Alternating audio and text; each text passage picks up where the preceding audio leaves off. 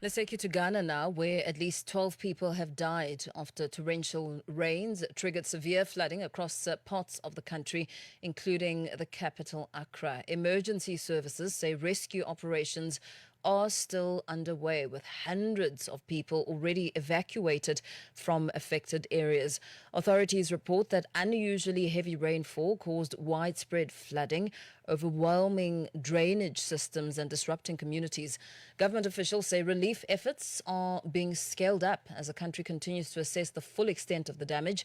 To give us the latest, we're joined by our correspondent in Ghana, Mawena Egbeta. A very good evening to you, Eric. Thank you so much for your time and welcome. Glad that I could join in, Paul. I mean, it's a developing story that we are monitoring here, with the understanding that at least 12 people have died and hundreds others already evacuated. What's the latest picture emerging from the ground in Accra, and how severe is the situation as you and I speak this evening? Paul, it's been devastating 48 hours after the rains came down bearing hard on the capital, Accra. It's a perennial story that is told as to Accra getting flooded and persons in need of help, but not on the scale that we've witnessed in a very long time, almost 3 decades. In terms of official numbers, this is the highest rainfall ever recorded in a single day in a very long time in the country's history. And so that already set things out to be a bit difficult. But in terms of the casualty numbers, official numbers have put the number of persons who died from Monday's floods at 12. That number officially is out of the way because even more and more are being confirmed.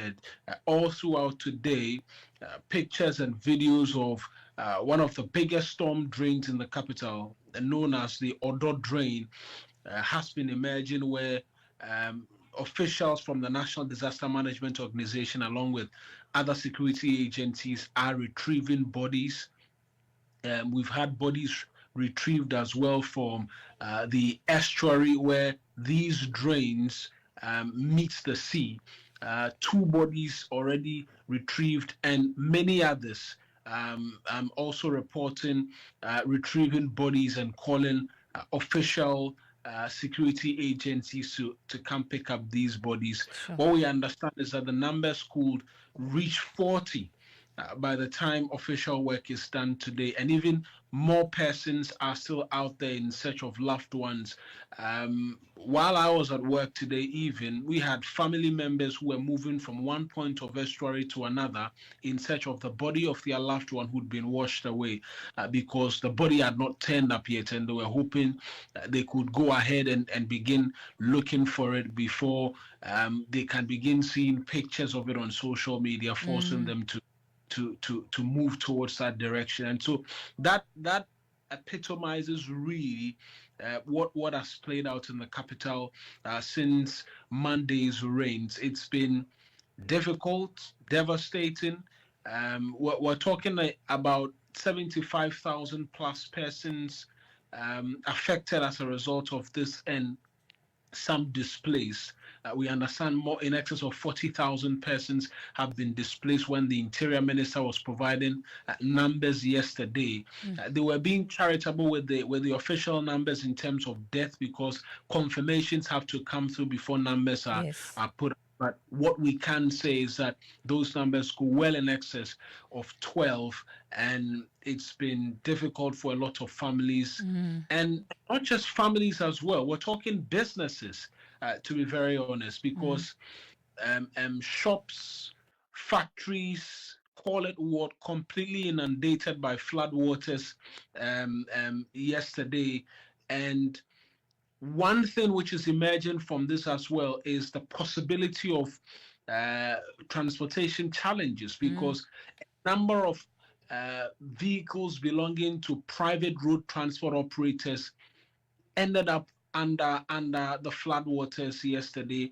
All throughout today and yesterday, they've been seen to have engines bought fresh, and I've interacted with leadership from a number of them who say they may need government procuring buses in the short term to move people to and from. Yeah. And Eric, their place you paint water a workers. devastating picture as you continue to, talk through the details of what has transpired.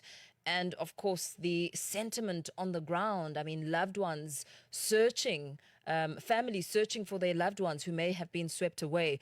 Authorities say torrential rain overwhelmed drainage systems, which is what essentially you've been talking about, the drainage systems. Is this being viewed as a natural weather disaster, or is it an incident where there are growing concerns when it comes to urban planning and inadequate infrastructure worsening the crisis as you speak about the need for buses and vehicles also damaged and businesses alike? Well, it's the latter, Bo. It's the latter because the story of floods in the capital, it's not new. A lot of people experience floods every year.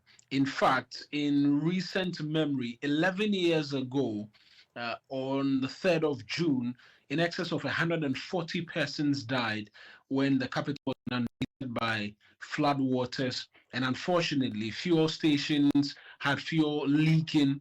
There was a story as to a cigarette butt resulting in flames.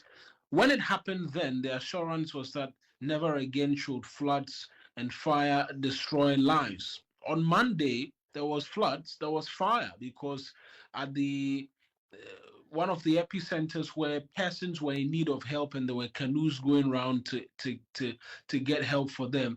There was fire. An entire rubber market was up in flames, and officials from the Ghana National Fire Service could not chart a path through because the vehicles, the fire tenders could not go through the flood waters. And for a lot of citizens, there's a lot of anger in the street, actually, Yeah. as to a consistent lack of planning, a consistent lack of efforts to deal with perennial floods in the capital. And many are saying we've been going on and on and on about this for a very long time. Persons are selling lands in wet areas. Um, Persons are building in waterways, Mm, amongst many others. We're talking entire residential areas yeah. coming up in areas which used to be lagoon areas So talk where to us lagoons. about the flood relief packages. I understand that government officials have spoken to something along those lines. 350 million cities. We work the numbers. That could be a little close to 30 million dollars. That's what the government, the president announced and directed the finance minister to, with immediacy, get into the contingency fund. It's a fund that money is stored in, is not touched until emergency situations come up. Hmm. We know that Parliament has done some work because that requires parliamentary approval before any government can get into the contingency fund to touch monies.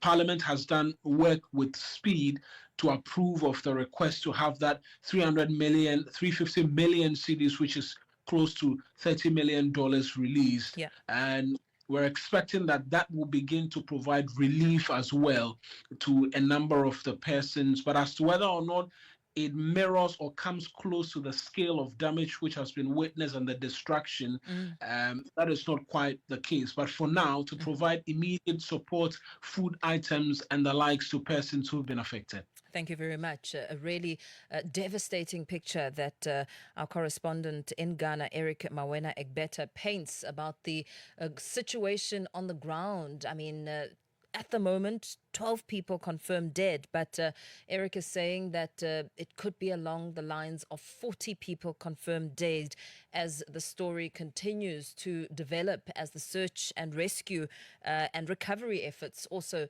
continue to take place. We will, of course, be monitoring these developments.